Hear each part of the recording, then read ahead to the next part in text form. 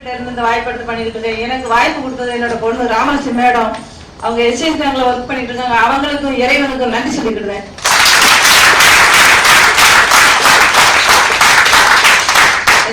சின்ன வயசு மக்களா வந்திருக்கிறீங்க, நிறைய படிச்ச மக்களா இருக்கிறீங்க. நானும் படிப்பறி இல்லாத மகன் 50 ஆடு தான் மேய்ச்சிருக்கிறேன். கொஞ்ச நாளைக்கு முன்னால உங்களே மாதிரி சைட்ல கீழே பின்னால உட்கார்ந்து இருந்த மாதிரிதான் இந்த ரேஞ்சுக்கு வர்றது கூட எனக்கு தகுதியும் தன்னம்பிக்கையும் கிடைக்கல.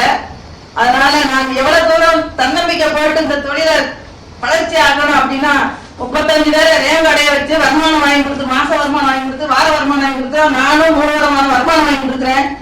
இன்னைக்கு வந்த மக்கள் உங்களை கூட்டினவங்க எதுக்கோ கூட்டு வந்துருக்காங்க நினைக்காதவங்க. பெரிய அளவுக்கு அவங்க வருமானம் வாங்கினவங்க தான் அவங்களை கூட்டு வந்துருக்காங்க. அவங்களுடைய பேச்சை கேளுங்க.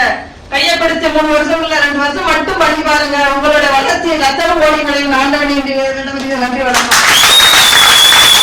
நம்ம தாயா தகப்பனும் அவங்களுக்கு தெரியாது இந்த கிளாஸை பத்தி. நம்ம தான் கவனிச்சிருக்கிறோம்.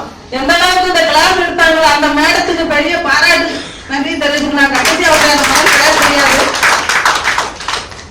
அதனால இன்னைக்கு வந்த மக்கள் பின்தாங்கிறாங்க. இன்னைக்கே உங்களுடைய முடிவு சுய முடிவா எடுங்க.